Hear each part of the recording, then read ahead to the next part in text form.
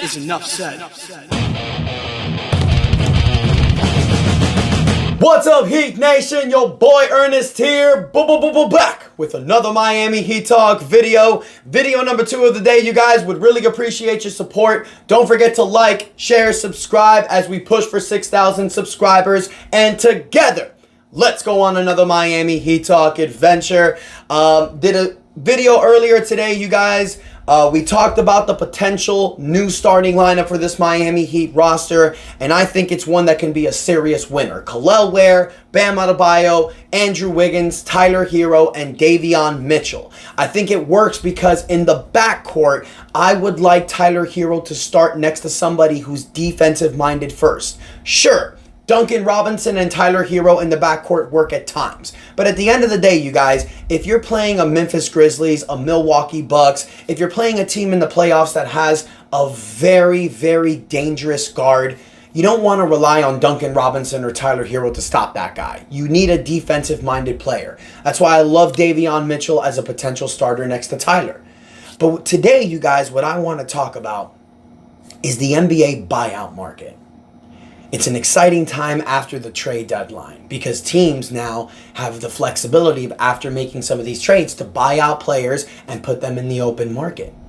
Now, one thing I will give credit to the Miami Heat for this recent trade they made. The Miami Heat were about $3.5 million under the second apron line. We were a first apron team. After moving Jimmy Butler and Josh Richardson, taking back Kyle Anderson, PJ Tucker, and Andrew Wiggins, then flipping PJ Tucker for Davion Mitchell, put the Miami Heat under the first apron line. So the Miami Heat, ladies and gentlemen, are no longer an apron team. We are under the apron line, which means under the new NBA collective bargaining agreement, when you are a first or second apron team, you lose certain flexibilities, but the main thing you lose is the ability on signing buyout players. When you're a second apron team like Boston, Milwaukee, Phoenix, you can't sign buyout players at all. Can't do it. When you're a first apron team, you cannot sign players that are buyout players that are making more than $12.7 million, which is the NBA's mid-level exception. So I'm going to talk about some players, you guys, that none of these teams that are a first and second apron team can sign. These are players that the Miami Heat could potentially get in the buyout market. Now, before I give these players, you guys, just a heads up. The Miami Heat have 15 players on their roster now that they took Kyle Anderson, Davion Mitchell, and Andrew Wiggins. We have 15 players in the active roster, 3 players that are two-way players. In order to sign a buyout player, the Miami Heat is going to have to release a certain player. Whether it's Keshad Johnson, who most likely it would be, Alec Burks, Kevin Love, most likely it'll be Keshad Johnson. I don't know if they can release Isaiah Stevens and move Keshad Johnson back to a two-way contract. Not sure if they can do that, but he'll most likely be the one being released if you're picking up one of these players. I know some people in the comments will be, no, not Keshad Johnson. These players I'm going to name, you guys, yeah, you're going to want them instead. Maybe not the first player, but I got to mention his name. Ben Simmons from the Brooklyn Nets. I know a lot of people are going to be like, no, not Ben Simmons. I'm bringing up his name because it's already been announced that the Brooklyn Nets and Ben Simmons are working towards a buyout. Ben Simmons, you guys, averaging 6 points a game, 5 rebounds, almost 7 assists a game, 54% for the field, making $40 million.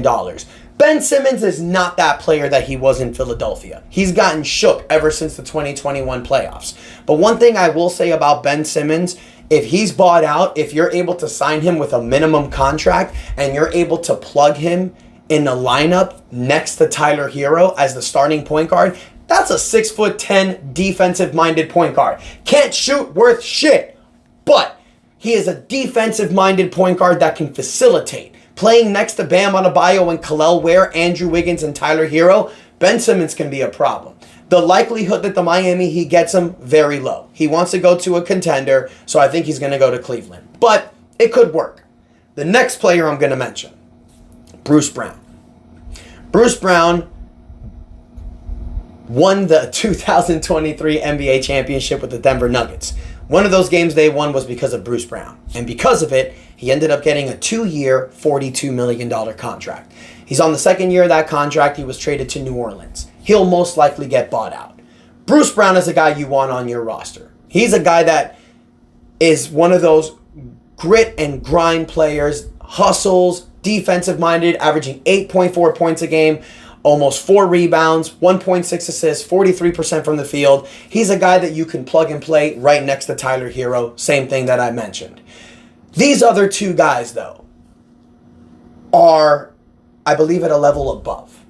And these are two guys I really want, especially this player, you guys. There's a possibility that Chris Middleton will opt out of, will get bought out by the Washington Wizards. After the trade for Kyle Kuzma, you guys, you knew that Chris Middleton was not going to stay with Washington.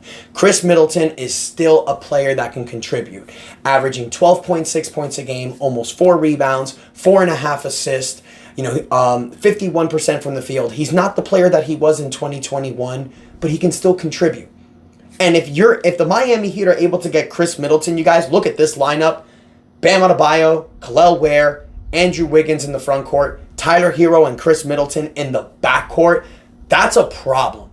That is a problem for the Eastern Conference, and that would be a lineup I would love to see.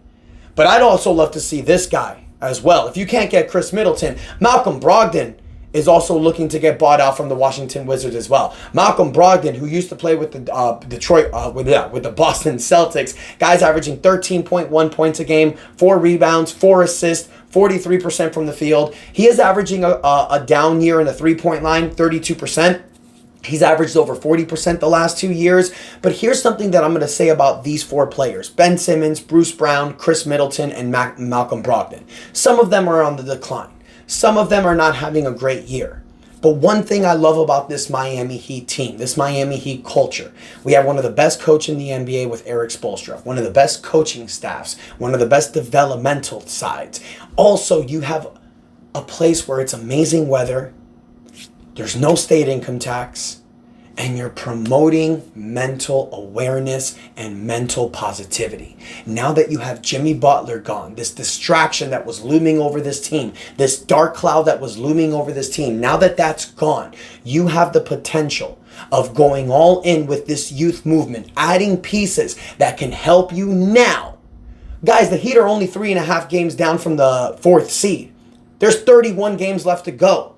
The Heat could potentially be a top 4 team. We don't know how this team is going to look like moving forward. I'm excited as hell.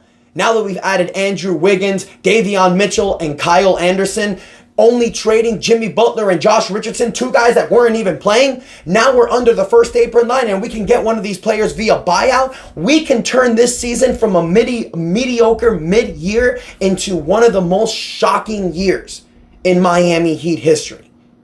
And Heat Nation, I want to hear from you. Ben Simmons, Bruce Brown, Chris Middleton, Malcolm Brogdon. Do you prefer any of those on this roster or maybe somebody else? Let me know in the comments your thoughts, you guys. Don't forget to like, share, subscribe, because we're pushing to 6,000 subscribers. Thank you guys so much for the support. And until next time, your boy Ernest out. And that is enough said. This shirt right here, these are how my days go.